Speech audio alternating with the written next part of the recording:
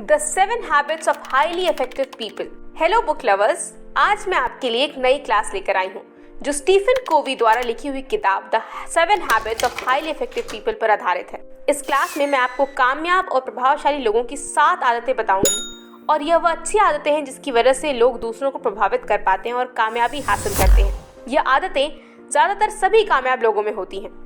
लेखक स्टीफन कोवी कहते हैं कि हम अपनी अद्भुतियों और अनुभव से दुनिया को देखते हैं। जिस तरह के हमारे अनुभव होते हैं, हमें दुनिया वैसी नजर आती है।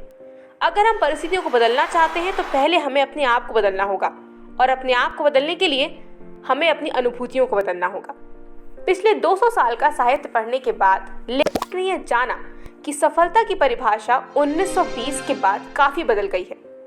पुराने जमाने में किसी व्यक्ति की सफलता को उसके चरित्र की नैतिकता से देखा जा सकता था। किसी व्यक्ति की सफलता को उसके चरित्र की विशेषताओं से नापते थे, जैसे कि ईमानदारी, विनम्रता, सत्य के प्रति निष्ठा, आत्मसंयम और साहस। लेकिन सन 1920 के बाद सत्य की परिभाषा बिल्कुल बदल गई। सन 1920 के बाद किसी भी व्यक्ति की सफलता उसके व्यक्तित्व से देखी जाने लगी, जैसे कि उसका व्यक्तित्व समाज में उसकी छवि, उसका मनोभाव और उसका व्यवहार। आज के युग में लोग सब कुछ जल्दी चाहते हैं, इसलिए वे सफलता भी जल्दी प्राप्त करना चाहते हैं। जब भी लोग किसी सफल व्यक्ति या उसकी टीम को देखते हैं तो उससे पूछते हैं कि आपने ये सफलता कैसे प्राप्त की, मुझे भी बताइए। वह सफल लोगों की तकनीक बहुत जल्दी सीख लेना चाहते हैं, जो कि असल में मुमकिन नहीं है। लोग हर काम को शॉर्टकट तरीके से करना चाहते हैं। वह ये नहीं जानते कि सफलता प्राप्त करने के लिए मेहनत करनी पड़ती है और उसमें समय लगता है। सफलता के लिए शॉर्टकट, जिन्हें हम मेहनत और समय बचाने के लिए इस्तेमाल करते हैं, इनसे हम केवल छोटी सी सफलता प्राप्त कर सकते हैं, लेकिन लंबे समय तक सफल नहीं रह सकते। स्टीफन कोवी कहते हैं कि असल में समस्याएं उतनी बड़ी नहीं होती जितनी बड़ी हमें लगती हैं।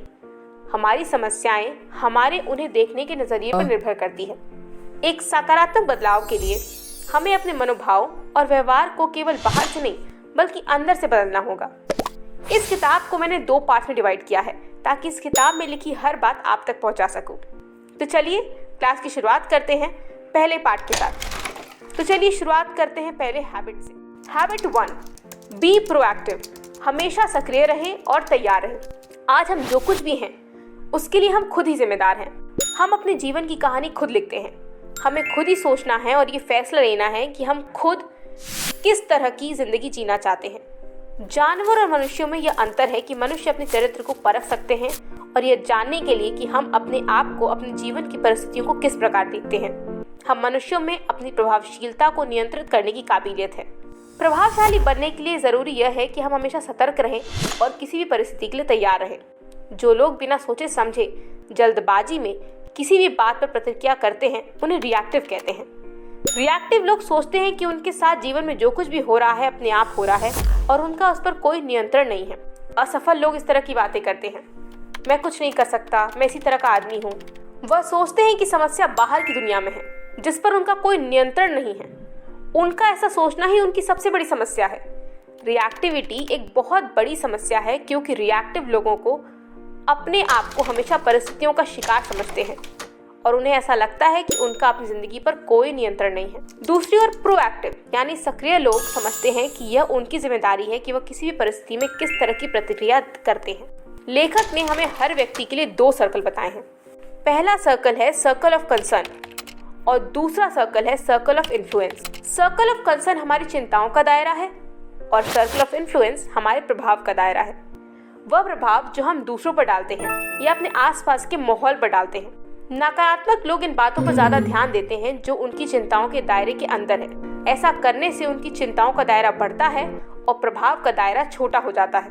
वह जल्द ही विपरीत परिस्थितियों से प्रभावित हो जाते हैं और अपनी समस्याओं के लिए बाहरी परिस्थितियों को दोष देते हैं। हमारे प्रभाव का दायरा हमारी ही चिंताओं के दायरे के अंदर होता है। प्रोएक्टिव रहने के लिए यानी सक्रिय रहने के लिए हमें अपने प्रभाव के दायरे पर ध्यान देना चाहिए और उसे मजबूत बनाना चाहिए। दोस्तों, अगर इस बात को मैं सरल शब्दों में कहूँ तो हमें उन चीजों पर काम करना चाहिए जिनके बारे में हमें लगता है कि हम कुछ कर सकते हैं। Practice success habit 1। दोस्तों, अब मैं आपको प्रिंसिपल ऑफ प्रोएक्टिविटी को इस्तेमाल करने का तरीका बताऊंगी। Start replacing reactive language with proactive language. Reactive भाषा, वह मुझे परेशान कर देता है। प्रोएक्टिव भाषा, मैं अपनी भावनाओं को खुद नियंत्रित करता हूँ। Number 2, convert reactive task into proactive ones. Reactive कार्य वह होते हैं जो हमें दूसरों से यहाँ विपरीत परिस्थितियों से प्रभावित होकर करते हैं। प्रोएक्टिव कार्य उन्हें कहते हैं जो हम सतर्कता से योजना बनाकर करते हैं। प्रोएक्टिव कार्य करने से हम आने वाली परिस्थितियों के लिए तैयार रहते हैं। प्रोएक्टिव कार्य करने से हम परिस्थितियों से डरते नहीं है, बल्कि समस्याओं का समाधान करते हैं। हम खुद पर और अपने जीवन पर नियंत्रण रखते हैं। Habit 2, begin with the and in mind. कोई भी काम शुरू करने से पहले अपने लक्ष्य को ध्यान में रखें। हम अपनी कल्पना से अपने लक्ष्य को अपने मन में देख सकते हैं। हम जो भी बनना चाहते हैं, हम अपने आप को वैसे ही अपनी कल्पना में देख सकते हैं। हम में से ज्यादातर लोग अपने आप को काम में व्यस्त रखना आसान समझते हैं। हम धन कमाने के लिए, तरक्की पाने के लिए और अपनी पहचान बनाने के लिए कड़ी मेहनत करते हैं, लेकिन हम कभी अपने व्यस्त रूटीन से विराम देकर यह सोचने की कोशिश नहीं करते कि हम ये सब किस लिए कर रहे हैं। हम ये नहीं सोचते कि जिन कार्यों के लिए हम कड़ी मेहनत कर रहे हैं, क्या सच में वो हमारे लिए महत्वपूर्ण है या नहीं। हम जो भी करना चाहते हैं, हमें उसका अंतिम परिणाम अपने मन में देखना चाहिए। आप किसी भी काम को अपनी मंजिल को ध्यान में रखते हुए शुरू करें। अगर हम काम को शुरू करते हुए अपनी मंजिल को ध्यान में रखेंगे तो निश्चित तौर पर सही दिशा में कदम रखेंगे। स्टीफन कोवी कहते हैं कि हमारी आत्म जागरूकता हमें अपने जीवन को नियंत्रित करने की शक्ति देती है। जब हमें जागरूकता होती है तो हम अपनी मनपसंद जिंदगी जी सकते हैं, बजाय इसके कि हम दूसरों की पसंद का काम करें। बिजनेस को भी शुरू करते हुए अंतिम परिणाम को ध्यान में रखना चाहिए। अंतिम परिणाम का मतलब कि आप अपने बिजनेस से क्या परिणाम चाहते हैं, फिर चाहे वह धन के रूप में हो या पहचान के रूप में। एक बिजनेस मैनेजर का काम है उत्पादकता को बनाए रखना, लेकिन एक बिजनेस लीडर का काम यह देखना है कि आपके बिजनेस का लक्ष्य क्या है और आप अपने बिजनेस को कौन से मुकाम पर पहुंचाना चाहते हैं। इससे पहले कि हम अपने लिए या अपने बिजनेस के लिए कोई लक्ष्य निर्धारित करें, हमें यह तय करना होगा कि हमारा महत्व क्या है या हमारे बिजनेस का मूल्य क्या है। ऐसा करने के लिए कई बार हमें अपनी योजनाओं को दोबारा बनाना पड़ता है या जो अपनी योजनाओं में कुछ बदलाव करने पड़ते हैं। योजनाओं में बदलाव करने की प्रक्रिया पूरी रीस्क्रिप्टिंग कहते हैं। रीस्क्रिप्टिंग का मतलब है अपने आदर्शों को बदलना। जो योजनाएं हमने पहले से लिखी हुई हैं, उनमें से जो अच्छी नहीं है उन्हें ध्यान से पहचानना और अपने लक्ष्य और मूल्यों को ध्यान में रखते हुए दोबारा लिखना। रीस्क्रिप्टिंग हम व्यक्तिगत तौर पर और अपने बिजनेस के लिए कर सकते हैं। दोस्तों, हमारे लिए अपने जीवन के केंद्र को पहचानना भी बहुत जरूरी है, क्योंकि जो भी हमारे जीवन का केंद्र होता है वही हमारी सुरक्षा, शिक्षा, बुद्धिमत्ता और ताकत का स्रोत होता है। उदाहरण के तौर पर आपका परिवार, आपका जीवन साथी, आपका धन, आपका काम या आप स्वयं भी अपनी जीवन के केंद्र हो सकते हैं। अपने जीवन के केंद्र को ध्यान में रखकर ही हम अपनी रोज की रूटीन के फैसले लेते हैं, काम करते हैं और उसी से प्रोत्साहित भी होते हैं। स्टीफन कोवी कहते हैं कि हमारे जीवन का केंद्र कोई सिद्धांत होना चाहिए। हमें उन सिद्धांतों की पहचान होनी चाहिए जो समय के साथ नहीं बदलते। हमें उन सिद्धांतों को अपने जीवन का सिद्धांत बनाना चाहिए। ऐसे सिद्धांत हमें जीवन में सही रास्ता दिखाते हैं, जिस पर चलकर हम अपने व्यवहार को अपनी सोच और अपने मूल्यों से मिला सकेंगे। Practice success habit 2। दोस्तों, अब मैं आपको बताऊंगी कि आप दूसरी हैबिट को किस तरह से अमल में ला सकते हैं। आप इस बात की कल्पना करें कि आपकी मृत्यु के बाद लोग आपके बारे में क्या सोचेंगे। आपके परिवार के सदस्य, आपके करीबी रिश्तेदार और आपके दोस्त आपके बारे में क्या बात करेंगे। यह लोग इस बारे में जरूर बात करेंगे कि आपने किस तरह अपनी जिंदगी को जिया। वह यह भी कहेंगे कि उनके साथ आपका रिश्ता कैसे था। अब जरा सोचिए कि आप अपनी मृत्यु के बाद उनके मुंह से क्या कहलवाना चाहते हैं। आप सोचिए कि आपके पास जीवित रहने के लिए केवल 30 दिन है। अपनी प्राथमिकताओं को निर्धारित करें और उस 30 दिन के अंदर उन प्राथमिकताओं पर जीने का अभ्यास करें। अपनी भूमिकाओं को अलग अलग एक कागज पर नोट करें। आपकी व्यक्तिगत भूमिका, आपके काम की भूमिका और आपकी सामाजिक भूमिका, इन सभी भूमिकाओं के लिए 3 से 5 लक्ष्य निर्धारित करें और उन सभी लक्ष्यों को कागज पर नोट करें। आपको किस बात से डर लगता है? क्या आपको पब्लिक के सामने बोलने से डर लगता है? किसी काम को करने के बाद लोगों की प्रक्रिया से डर लगता है? कुछ नया करने के लिए अपने परिवार वालों से डर लगता है? क्या आप समाज से डरते हैं? अपने जीवन के सबसे बड़े डर को पहचानिए और अपने मन में उस परिस्थितियों को देखिए जब आप डर आपके सामने हो। अब मन ही मन देखें कि आप उस डर से कैसे निपटेंगे। अपने जीवन के सबसे बड़े डर से और उस परिस्थिति से निपटने के तरीकों को भी कागज पर नोट करें। दोस्तों, दूसरी हैबिट आपको सिखाती है कि किस तरह से आपको अपने जीवन के या अपने बिजनेस के लक्ष्य को योजना बनाने से पहले ही अपने ध्यान में रखना चाहिए। लक्ष्य को या अंतिम परिणाम को ध्यान में रखना इसीलिए महत्वपूर्ण है क्योंकि ऐसा करना आपको सही दिशा में ले जा सकता है। आप लक्ष्य के हिसाब से बिल्कुल सही कार्य करते हैं और अपने कार्य क्षेत्र में सफलता प्राप्त करते हैं। ऐसा करने से आप केवल अपने लक्ष्य को यहाँ परिणाम को प्राप्त ही नहीं करते, बल्कि व्यक्तिगत तौर पर पहले से अधिक प्रभावशाली बन जाते हैं। आप अंतिम परिणाम को अपने मन में देखने की कला सीख लेते हैं और इस कला की शक्ति को भी समझ जाते हैं। Habit 3, put first things first. हमें हमेशा पहले वह कार्य करने चाहिए जिन्हें करना जरूरी है, ना कि वह जिन्हें इस समय करना आवश्यक है। हमें अपने डेली रूटीन के कार्य भी इसी तरह करने चाहिए। फ्रेंड्स, हैबिट 2 में मैंने आपको अपने मूल्यों को और अपने लक्ष्य को पहचानने का महत्व बताया। हैबिट 3 में मैं आपको बताऊंगी कि अपने लक्ष्यों को हासिल करने के लिए आपको क्या करना चाहिए और किन कार्यों को प्राथमिकता देनी चाहिए। अपने अनुशासन को बनाए रखने के लिए और अपना ध्यान अपने लक्ष्य पर केंद्रित रखने के लिए हमें उस समय भी काम करने की इच्छा शक्ति रखनी होगी जब हमें उसे नहीं करना चाहते। हम अपने मूल्यों के हिसाब से काम करना होगा, ना कि अपनी इच्छाओं के हिसाब से। आपके सभी कार्यों को 2 वर्ग में विभाजित किया जा सकता है, अर्जेंट और इम्पोर्टेंट।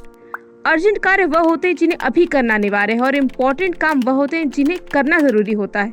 दोस्तों, अगर आप इससे टाइम मैनेजमेंट की टेबल को ध्यान से देखिए, जिसमें 4 क्वाड्रेंट है, ज्यादातर हम अर्जेंट यानी अभी करने वाले कामों को प्राथमिकता देते हैं। हम अपना समय उन कामों को करने में बर्बाद करते हैं जिन्हें करना जरूरी नहीं होता। इसका मतलब है कि हम दूसरे क्वाड्रेंट को नजरअंदाज कर रहे हैं, जो कि सबसे महत्वपूर्ण है। दूसरा क्वाड्रेंट किसी के भी व्यक्तिगत प्रबंधन के लिए सबसे उत्तम है। यह लंबे समय की योजनाएं बनाने, रिश्ते बनाने और तैयारी करने में काम आता है। यह सब ऐसे काम है जो हमें पता है कि हमें करने हैं, लेकिन हम उन्हें समय पर नहीं करते क्योंकि वह हमें अनिवार्य और आवश्यक नहीं लगते। दूसरे क्वाड्रेंट पर ध्यान देने के लिए हमें अपने कार्यों की प्राथमिकता को बदलना होगा। हमें दूसरे कार्यों को ना करना होगा, चाहे वह हमें अनिवार्य लग रहे हों। जब हम दूसरे क्वाड्रेंट पर ध्यान देते हैं तो इसका मतलब है कि हम लंबे समय के लिए सोच रहे हैं, हम कार्यों को शुरू से करते हैं और समस्याओं को उनके आने से पहले ही रोक देते हैं। ऐसा करने से हम पेरेटो प्रिंसिपल को अमल में लाते हैं। पेरेटो प्रिंसिपल कहता है कि हमें 80% परिणाम 20% समय में किए हुए कार्यों से मिलते हैं। हमें अपना ज्यादा ध्यान और रिश्ते और कार्यों के परिणाम पर लगाना चाहिए और उसके बाद समय पर ध्यान देना चाहिए। Practice success habit 3। अब मैं आपको हैबिट 3 को विकसित करने के कुछ तरीके बताऊंगी। नंबर 1, दूसरे क्वाड्रेंट की एक ऐसी गतिविधि को पहचानें जिसे आप बहुत समय से नजरअंदाज कर रहे थे। इस गतिविधि को एक डायरी में नोट करें और उसे अमल में लाने के लिए अपने आप से कमिटमेंट करें।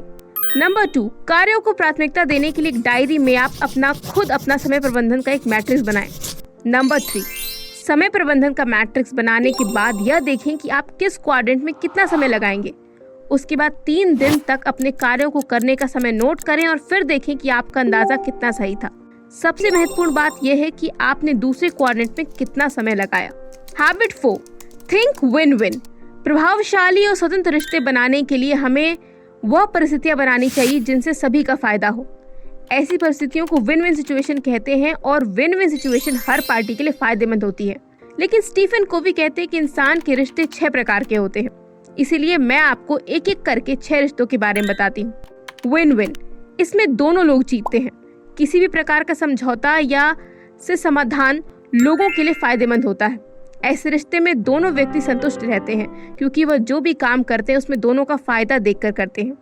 यह लोग ऐसा कोई काम नहीं करते जिसमें दोनों में से किसी एक का भी नुकसान हो। विन लूज, ऐसे रिश्ते में एक व्यक्ति के जीतने से दूसरा व्यक्ति हारता है। इस प्रकार के व्यक्ति किसी भी काम को करवाने के लिए अपनी पोजीशन और ताकत का इस्तेमाल करते हैं। इसमें केवल जीतने वाले का फायदा होता है और हारने वाले व्यक्ति का नुकसान होता है। लूज विन, ऐसे रिश्ते में एक व्यक्ति के हारने से दूसरा व्यक्ति जीतता है। ऐसे लोग हमेशा दूसरों को खुश करने को तैयार रहते हैं और लोगों में अपनी लोकप्रियता बनाकर ताकत जुटाते हैं। लूज लूज, ऐसे रिश्ते में दोनों लोग हार जाते हैं। इस प्रकार के व्यक्ति अड़ियल किस्म के और घमंडी होते हैं। अपने घमंड की वजह से वह छोटी छोटी बातों पर एक दूसरे से झगड़ा करते हैं। जब भी ऐसे 2 लोग आपस में मिलते हैं तो दोनों का नुकसान होता है। यह लोग कोई ना कोई ऐसा काम जरूर करते हैं जिससे दोनों का नुकसान हो। विन, ऐसे लोग जीतने की सोच रखते हैं और उसके लिए वह किसी और को हराना नहीं चाहते क्योंकि उनको किसी और के जीतने हारने से कोई मतलब नहीं होता।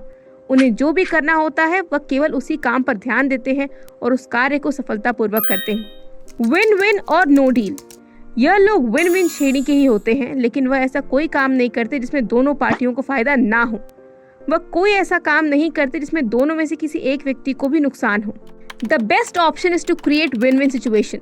हमारे लिए सबसे अच्छा विकल्प है कि हम विन विन सिचुएशन यानी दोनों पार्टियों के फायदे वाली परिस्थितियां बनाएं, क्योंकि विन लूज या लूज विन वाली परिस्थितियों में केवल एक पार्टी को फायदा होता है और वह भी कुछ समय के लिए, लेकिन उसके परिणाम दोनों पार्टियों के बीच के रिश्ते पर नकारात्मक प्रभाव डालते हैं। दोनों ही परिस्थितियों में जब एक पार्टी का नुकसान ना हो तब तक दूसरी पार्टी को फायदा नहीं हो सकता।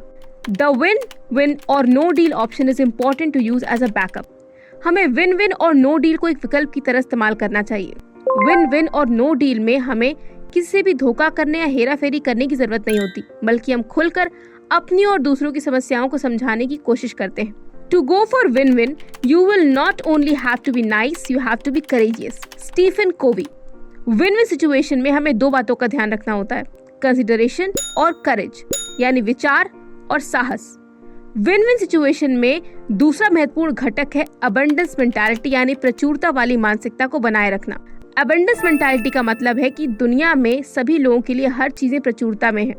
ज्यादातर लोग स्कार्सिटी मेंटालिटी यानी अभाव की मानसिकता से काम करते हैं।